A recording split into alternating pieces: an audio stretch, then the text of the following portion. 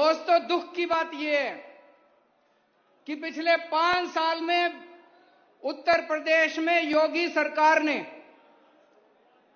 न केवल शमशान घाट बनवाए, बल्कि बहुत बड़ी संख्या में लोगों को शमशान घाट पहुंचाने का इंतजाम भी किया इन्होंने। जिस तरह से कोरोना के दौरान इन्होंने मिसमैनेजमेंट किया, इनसे सरकार नहीं संभली इन लोगों से। पूरी दुनिया में थू थू हुई, पूरी दुनिया में अगर एक कोई राज्य है, पूरी दुनिया में अगर एक कोई सूबा है जहां पे सबसे बुरा कोरोना का मैनेजमेंट हुआ, तो वो उत्तर प्रदेश है। इनका इतना बुरा मैनेजमेंट था कि अमेरिका की सबसे बड़ी मैगजीन में इनको 10-10, 15-15 पेज के इश्तिहार देने पड़े। करोड़ों रुपए फूंक दिए इन्होंने, करोड़ों रुपए फूंक दिए योगी सरकार ने इश्तिहार देने में।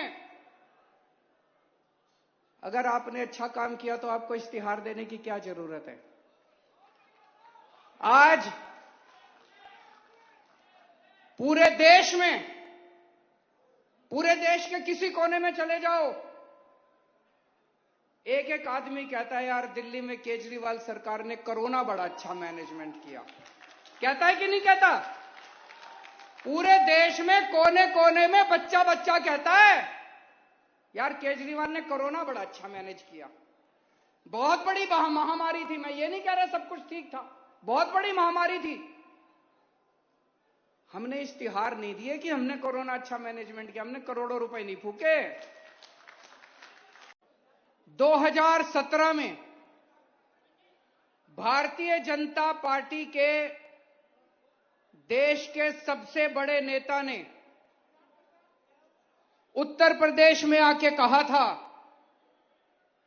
कि अगर उत्तर प्रदेश में कब्रिस्तान बनते हैं तो शमशान घाट भी बनने चाहिए। पिछली बार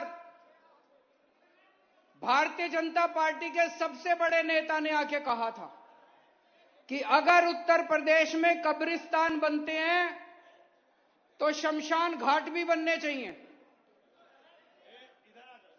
दोस्तों, पुरानी सरकारों ने उत्तर प्रदेश में कब्रिस्तान बनवाए। योगी जी ने पिछले 5 साल में केवल और केवल शमशान घाट बनवाए। आज मैं आपके बीच में आया हूं, एक मौका दे दो, आपके बच्चों के लिए स्कूल बनवाऊंगा और आपके परिवार के लिए अस्पताल बनवाऊंगा।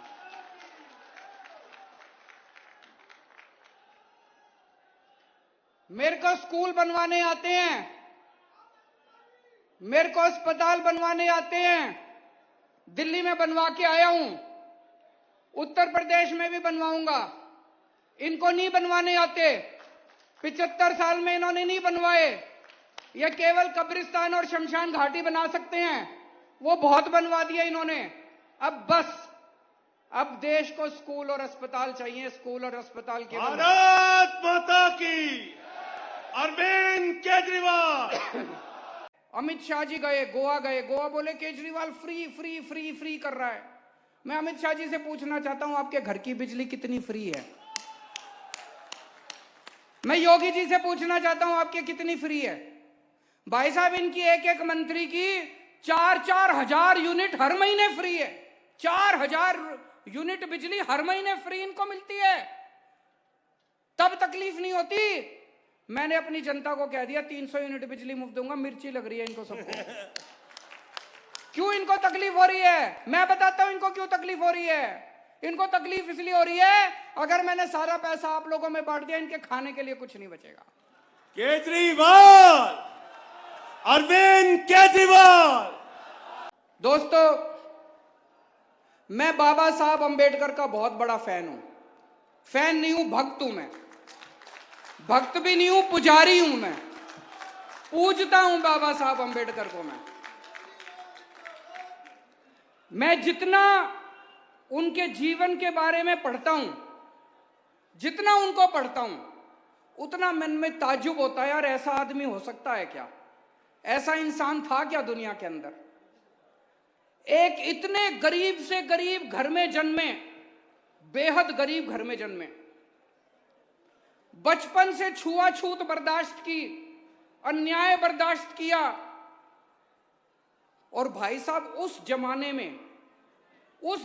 में अंग्रेजों के जमाने में विदेशों से 2-2 पीएचडी की डिग्री लेके आए थे, एक लंदन से और एक अमेरिका से। आज यहां इतने सारे लोग बैठे हैं, मेरे को नहीं लगता यहाँ 4 या 5 से ज्यादा होंगे जिनके बच्चे अमेरिका लंदन में पीएचडी की डिग्री ला सकते हैं। आज के दुनिया में भी पीएचडी और लंदन से डिग्री लानी बड़ी मुश्किल है। नहीं, बहुत पैसे लगते हैं, स्कॉलरशिप आराम से नहीं मिलती, बहुत मुश्किल है पीएचडी की डिग्री लाना। उन्होंने एक नहीं 2-2 पीएचडी की डिग्री लंदन से और अमेरिका से 2-2। उस जमाने के अंदर में बीच में मैं पढ़ रहा था, लंदन में उनकी डिग्री छूट गई, पैसे खत्म हो गए, वापस आए, यहां पे पैसे कमाए, फिर अपनी डिग्री पूरी करने के लिए दोबारा लंदन गए। क्या आदमी थे यार, क्या इंसान थे। उन्होंने मास्टर्स मतलब एमए एमएससी, आपको पता है कितनी डिग्री ली थी मास्टर्स में? 1 नहीं 2 नहीं 3 नहीं 4 नहीं 62 एमए की थी उसने। 62 विषयों के ऊपर, 62 सब्जेक्ट्स के ऊपर एमए करी थी। भारत का संविधान लिखा, ये तो सब जानते हैं। बाबा साहब का एक सपना था। बाबा साहब ये समझ गए थे कि समाज को बराबरी तभी मिलेगी जब हर बच्चा अच्छी शिक्षा पाएगा। शिक्षा पाना जरूरी है। बाबा साहब का सपना था इस देश के हर बच्चे को, चाहे वो गरीब के घर जन्मे, चाहे वो दलित के घर जन्मे, चाहे वो एससी के घर जन्मे, चाहे वो ब्राह्मण के घर जन्मे, किसी भी बच्चा, जो इस देश में बच्चा पैदा हो, उसको अच्छी शिक्षा मिलनी चाहिए। बाबा साहब का सपना था।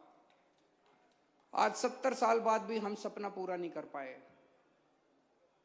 मैंने कसम खाई है, बाबा साहब का सपना मैं पूरा करूंगा।